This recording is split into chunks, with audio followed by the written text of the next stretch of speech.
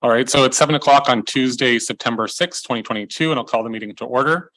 And right now I'll ask Councillor McKinnon if you want to just put your button over there. I think some people can see on the screen on the large camera. So there's Councillor McKinnon over there. And then I'll ask Director of IT from the county to push your button and we'll loop around the other way. Thank you. So we have Councillor Brody on this side and then our treasurer, Johnny Pereira, which is getting up and running away. Coulter Cahill, our Public Works Manager, and then our first delegation, Chris Bailey, our Director of IT Services from the county. And then, yeah, perfect.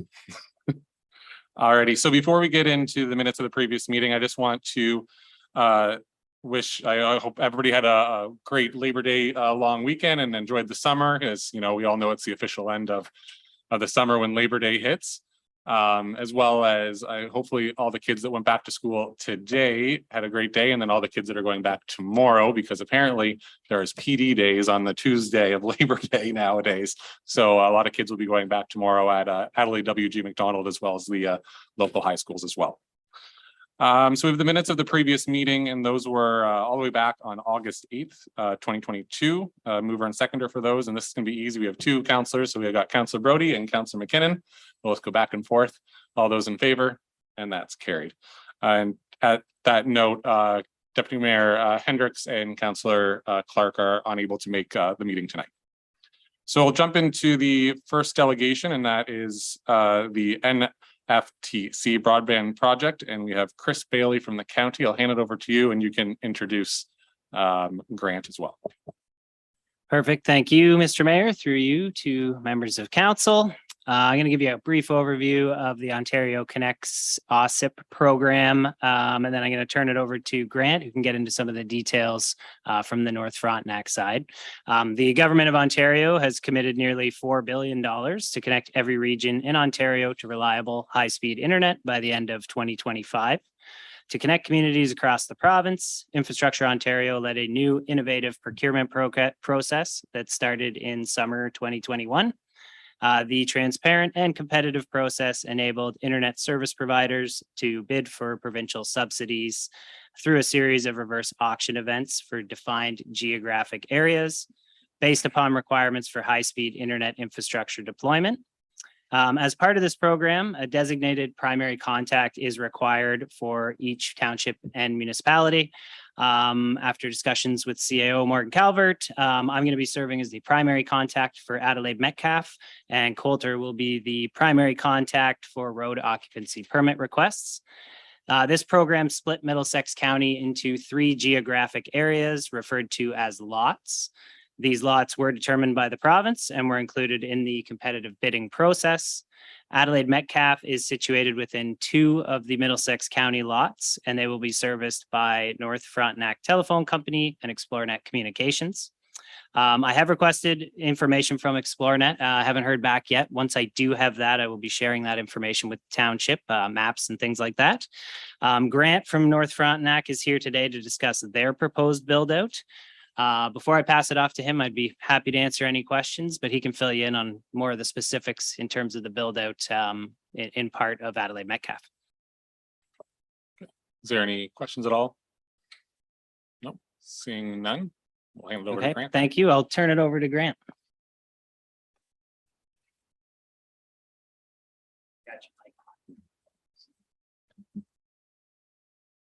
Good evening, Mr. Mayor and council members, and thank you for the opportunity to attend and speak at your council meeting. Just to follow up, I guess, with some more details in terms of the ASIP program as it pertains specifically to Adelaide Metcalfe. I believe Chris has shared with you the map the overview map that we have put together as a preliminary coverage outline that is still in for its final review with Infrastructure Ontario. We've tried to get our team out of the gate fairly aggressively to get the project underway. And one of the reasons we're in talking to council is to attempt in as timely a fashion as we can to get our access agreements in place so that we can start working with the roads department on actual road occupancy permits to get under construction. From an overview, One of the unfortunate things with Adelaide Metcalfe is your township was sort of divided in half between two particular funding lots. Ours is the one that's shown on the screen. So I think we would pick up what would be sort of your northern part of your township. The lower half, as Chris mentioned, went in another lot and was awarded to ExploreNet Communications. That portion, as we currently understand it, was announced as a wireless lot. We don't know many more details than that because we're not involved in that project. Our build is 100% fiber to the home, meaning that the residents in the portion that we're building will enjoy the same level of connectivity that you would have in any part of downtown Toronto that's been overbuilt by companies like Bell and Rogers with pure fiber network solutions. So what it'll do is introduce, sort of as future proof as you can term it, a network that will allow levels of connectivity that are equal to any major city in North America once the network's built. From a timing perspective, we're well underway on our permit drawings and have begun submissions. I don't know if they've reached out to you yet, Coulter. They have. Okay. Yep. So you should be starting to see some drawings come in. And we are actually hoping to mobilize our crews throughout the Middlesex lot overall sometime in late September. And we seem to be on track. One of our challenges is, and we've had some preliminary dialogue, is going to be securing all the locate information to keep the crews moving. And we'll work closely hand in hand with your roads department along with other infrastructure owners. And we have a dedicated locate team, so we're not just relying on the normal one call process. And we hope that that'll allow us to expedite the construction process in a hope to exceed the completion target that Infrastructure Ontario has set, which is to have the networks built out by the end of 2025. It's our hope that we'll have your community connected in the portion that we're building well ahead of that schedule. And currently in our early design milestones, we're on track for that schedule. And that is why it's going to be very important for us to get our access agreements in place so that we can focus on getting permits and getting the construction underway. So that's sort of an overview. One of the things we'll provide to you is contact information for our sales team.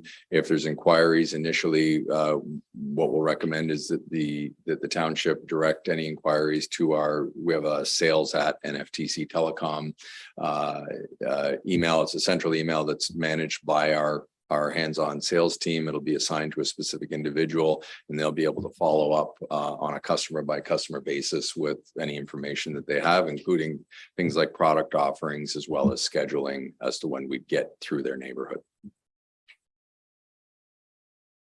Okay, thank you so much for the information. Is there any questions at all? Councillor Brody.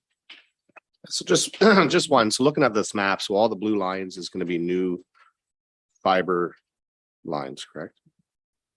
Yes, correct. So I just noticed, like, coming out of Strathroy, the one road already has Bell fiber down it. I know they do because they redid the one road. Do you tie into that fiber already, or do you have to run other existing lines? We will, in some cases, you'll note that there's fiber running through an area, but it may not have a fiber to the home connectivity option. So there is currently backbone fiber that runs through a number of the areas in the county of Middlesex. The difficulty is a lot of that infrastructure is not designed to service every individual home. Where it is designed, where it's been built that way, those areas were excluded within the coverage maps that they put out. So if we're showing a blue line, that means Infrastructure Ontario has determined that area was not serviced with a fiber to the home option. It didn't mean that there wasn't fiber in the area, but likely it was something there would be a substantial fee involved for that customer to get the fiber to their house. The purpose of this initiative and this funding program is to get the fiber available to each individual address on any of the roads that we build down. Okay. Any other questions, Councillor Brody? Councillor McKinnon? No. Just a couple of questions if I could. Do you know just thinking about that at the end of the day, once the fiber's in the ground and people are starting to connect, what is kind of the price point of what that monthly bill will look like for residents? So if you go on our website, you'll be able to see in a number of the areas, the surrounding areas, we serve Mount Bridges, Glencoe, just kind of a number of the local markets. It'll be very consistent across all of the Middlesex area. Packages will be similar in both in terms of the product offering and the pricing, and very consistent with market rates across the area. And it is a mandate that we've all signed on for. Anybody that's part of this funding program, whether it's us or any of the other companies that were announced, to be consistent with market rates within the closest large urban center. So there'll be competitive market rates. There's not going to be a large divide between the rates that are on these rural routes versus something you could enjoy in the city of London. And then just my last question. When you're building this out and having the fiber in the ground, is it going to be everything is built out and then the switch gets switched on, or is it like bit by bit? It'll be like residents will be able to connect. That's a good question. It'll be phased. So we will. There's portions that have to be built in sections, but we've designed the network into 5 key segments. Then within those segments, you'll have fiber sections that are designed that they can be lit as each portion of a segment's built. I can't tell you off the top of my head what segment your jurisdiction falls in, but we would attempt to light the fiber as we build through the neighborhoods. We wouldn't wait until this whole project on the original listing, and there's some adjustments being made. It was something like 1,000 kilometers throughout the Middlesex lot that we were awarded. We won't be waiting until all 1,000 kilometers have fiber in the ground. They'll work to light the circuits. And one of the positive things about this build, and maybe to touch on another part of your question, is we don't tie in. Our network is a standalone network. We don't connect to Bell.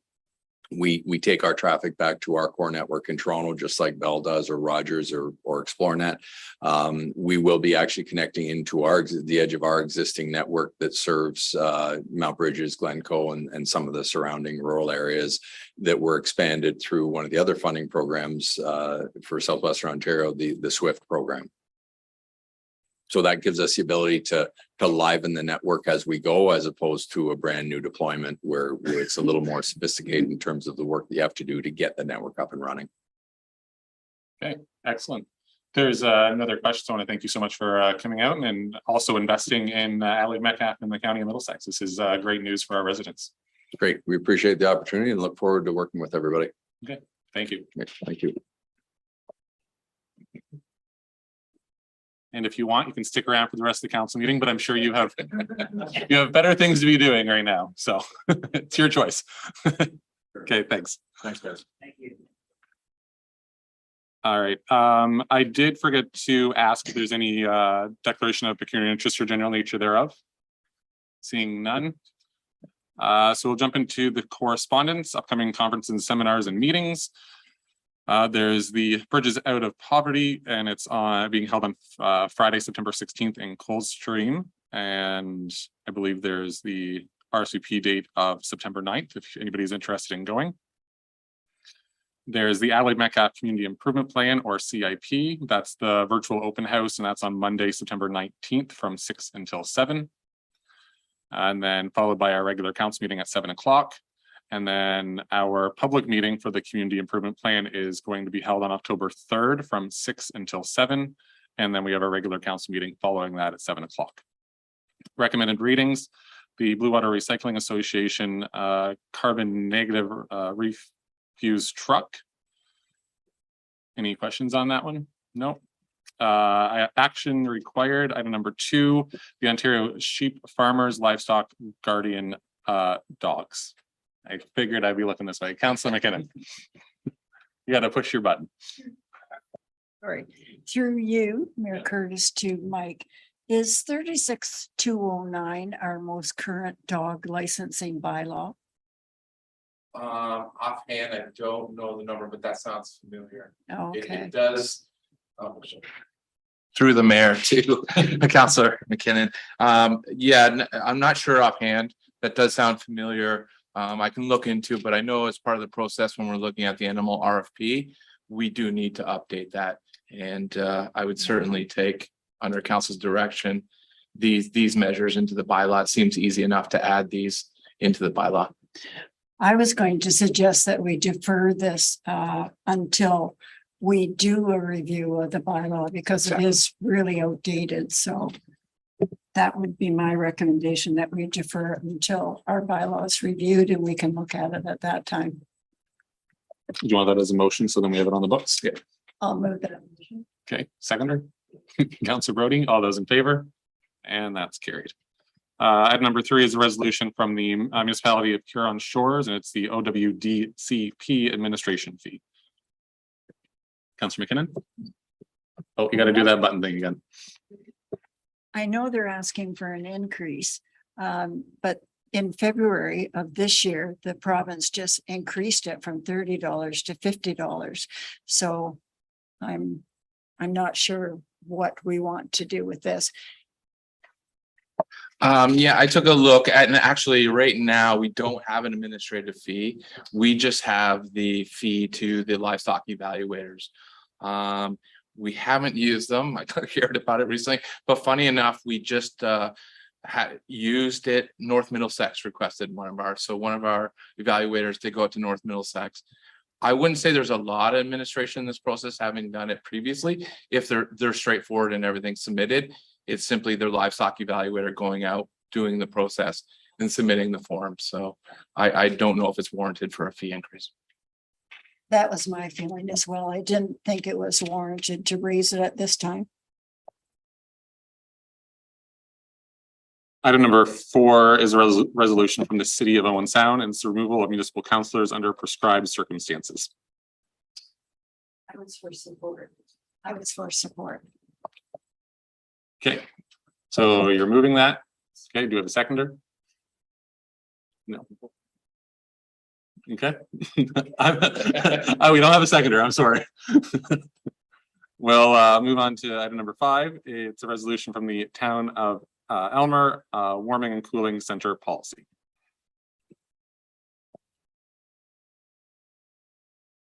Okay, nobody's on that one. We will go to the last one here, which is the resolution from the town of Wasaga Beach and the Strong Mayors Building Homes Act. I was supporting. Okay.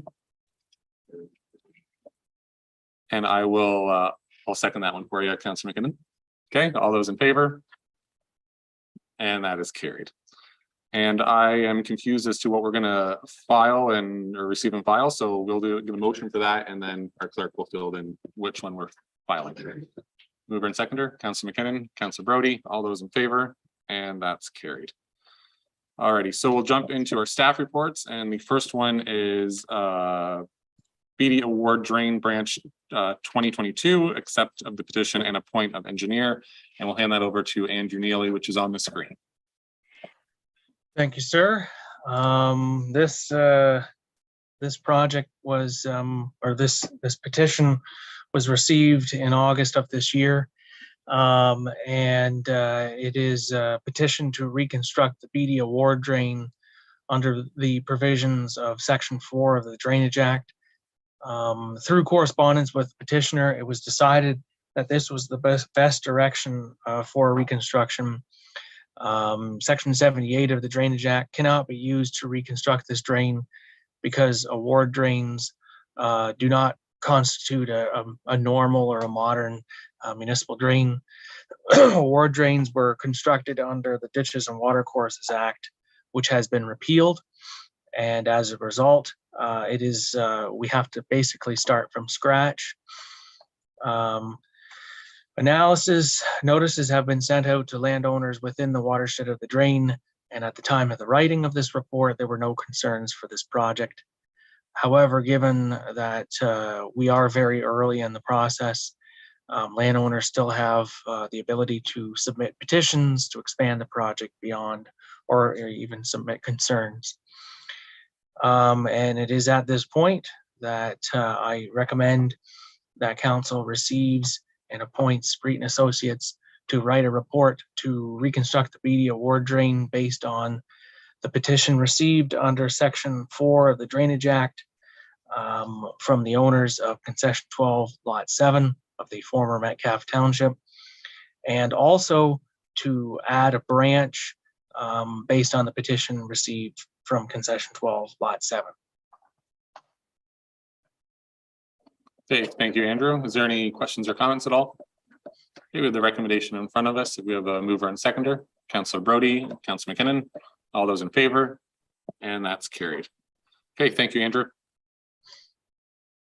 Okay, we'll go into the operating budget to actual for July. Hand over to Johnny. Thank you, Mr. Mayor. Through the council, we have in front of us the July 2022 operating budget to actual report. Nothing out of the ordinary in July. Overall spending and revenue collection to date looks to be on pace with the approved budget. The recommendation is to receive the report as presented, but I'd be happy to answer any questions that you may have. Okay, is there any questions at all? No. Alrighty, so we have the recommendation in front of us to receive that report for information. Councillor Brody, Councillor McKinnon, all those in favor, and that's carried. And next is the sidewalk construction tender results, and I'll hand it over to Coulter. Thank you, Mayor Smith. Just a quick backstory here. It's been some time since I brought something to council regarding the sidewalks this year. Through multiple site meetings with Driven Engineering and myself, we've passed on drawings to the county engineer for review and county road work permits. After some safety concerns were raised regarding the construction beside a large ravine on 2nd Street and Hickory Drive due to heavy traffic, a staff report was brought to council in May with a recommendation to terminate the newly constructed sidewalks before the large ravine on 2nd Street. You'll see the sidewalk construction tender was released in August, on August 11th, and closed on August 30th. We had 2 bids. The successful bidder for the construction of new sidewalks along 2nd Street was Autoform Contracting Limited, based on the lowest overall price. This was the same contractor that we used in Kerwood a few years back. The attachment is there for your review. Just a quick note here, the scope for the 2022 sidewalks has been reduced to terminate where the built-up area ends on 2nd Street, just east of Girl Gas Court. You can see a little picture below. Additionally, Hydro One has delayed the tendering of this project through inaction and would further delay the construction if we were to proceed with lighting. To date, the Napperton Drive, Pike Road and Center Road sidewalk segments did not require lighting. Therefore, it is the engineer's suggestion to proceed with the 2nd Street sidewalks without street lighting at this time, and we will review it at a future date. Based on the bids received, the total project cost is $127,642 plus HST, which is financed by grants per the 2022 budget. Due to the noted safety concerns and reducing the overall length of the sidewalk, staff is recommending that we redirect the remaining budgeted funds to construct a new sidewalk along Kerwood Road. This sidewalk would extend the existing sidewalk to the north end of Kerwood Park, as recommended by council during the Kerwood Park upgrade discussions. My recommendation is below, and I will open it up for any questions. Is there any questions at all? Okay, seeing none. We'll have a mover and seconder for the recommendation. Councillor McKinnon, second by Councillor Brody. All those in favor? And that's carried. I will say it's was quite a shock to see the difference between those 2 tender results. Yeah, It's quite a difference. I think one was a little shot in the dark. We'll hand it back over to Coulter for the Kerwood Park improvements phase 2. Go ahead. Yeah, actually, Maureen, you want to step in? Yeah, for sure. Yeah, just flip your mic there. Yep. Thanks. Just before Coulter does his presentation, just wanted to remind council about really how we got here today. So during the August 8th council meeting, council received a tender package that essentially was way outside of budget.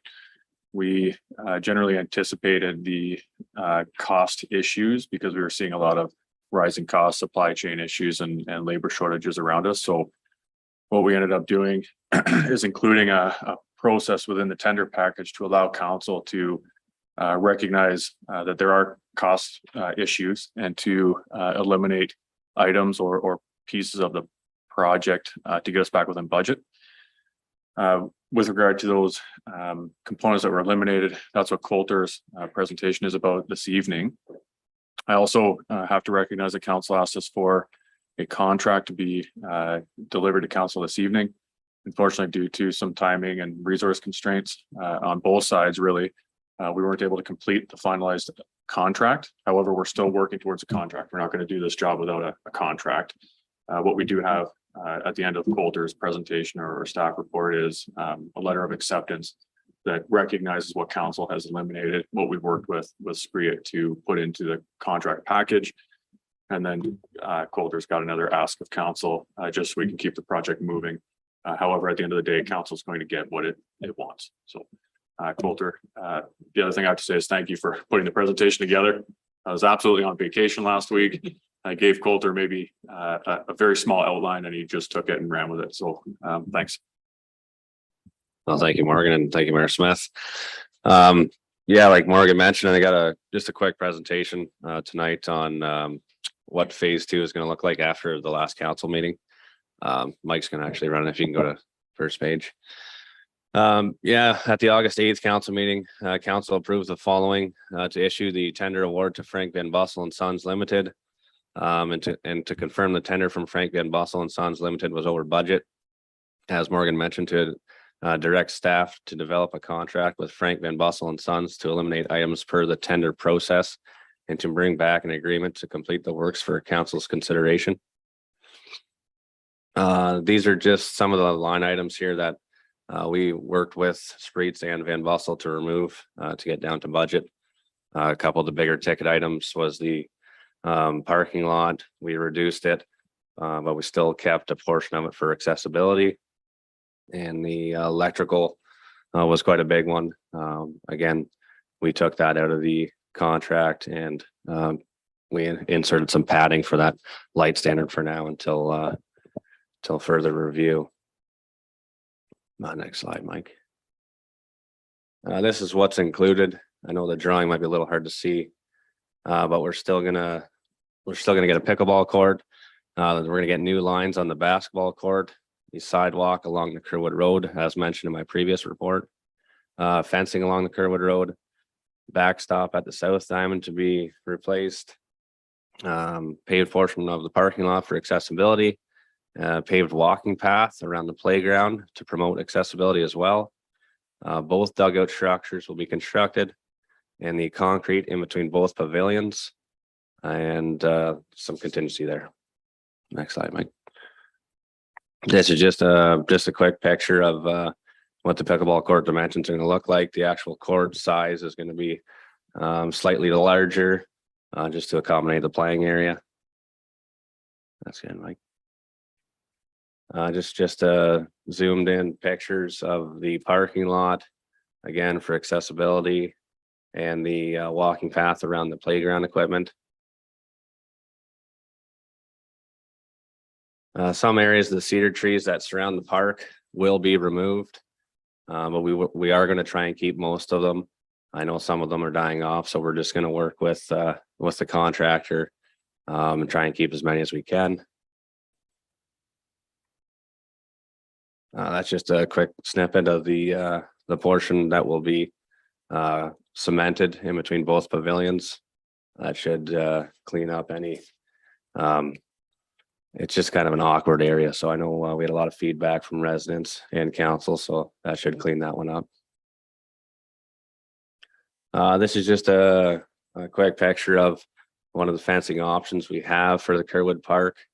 This is just a park-like fence. There's a few options we'll be looking into. I believe this has been done in a few parks in London, but again, we are looking at other options. So, but this is one of them. I don't know if council likes something like that or what, but this was brought up in a few different conversations. I don't know, we'll open that one up for discussion after. A little bit of the financing strategy here. Johnny, feel free to jump in whenever. I know it was kind of a handful because we were working with the contract and then we did bring a few things in-house. So to keep this thing within budget. So you'll see on the left-hand side, the total per the contract is $394,672.98. By removing the sidewalks along Kerwood Road in the contract and pushing them to the roads budget, it reduces that cost, and I can't see because there's something in the way there, Mike, but I can't even. I can look at Johnny's here. So that by removing that 35,000, it gets us down to 358,000.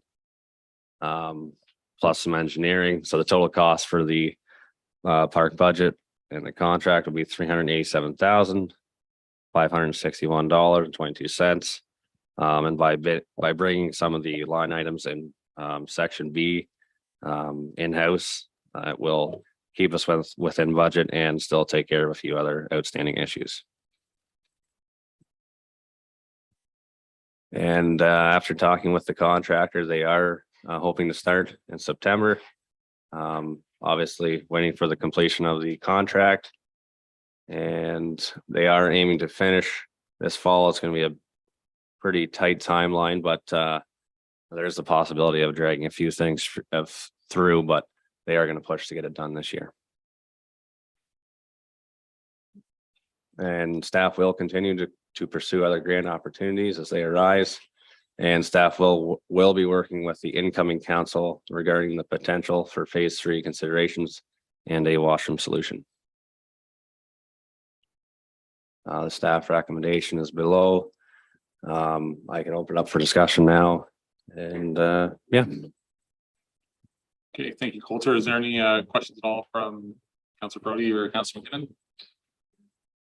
Councillor Brody? I guess just a comment more than a, just talking about the washrooms again. I went to the fish fry that the fire department went on, and great event, lots of people. I just stood back and watched the bathroom situation, and it is just so confusing. We need to have it male, female. I mean, you watch people and they're just confused. They're scared to go in. It's just no good. Like, I think we just need to put, at least for now, just put it the old way. And you could just see the confusion with everybody. Scared to go in them, you know, open the door halfway. So it is, it's just totally, they don't know if people are in there. It's just not good. Do you want to talk about real quick how we plan on closing this? Yeah, just quickly, we did leave a little bit of money this year in the budget to sort of simplify those washrooms, get that light on the exterior so that if somebody is inside and it's occupied, there is a light outside, so it is more of a visual than just walking up the door and thinking, you know, I don't know if anybody's in there. More accessible buttons, better, you know, a better layout of that. As for other solutions, I know Morgan and I have talked quite a bit, but you know, we're thinking of obviously bringing that to the incoming council to hash that one out, because that's going to be a project. Okay. No other questions? All right, so we have the recommendation in front of us, and that is that council direct the mayor and clerk to execute the contract upon receipt in the amount of $394,672.98 plus HST as per Spreets Associates letter of acceptance dated August 31st, 2022. Okay, Councillor Brody and Councillor McKinnon, all those in favor, and that's carried. And I guess that brings us to our closed session, but we do have people in the gallery. So is there anything for other business before we go into the closed session? No. All right. So we have our closed session, and it is under section 239(2)(c) of the Municipal Act. Mover and seconder to go into closed.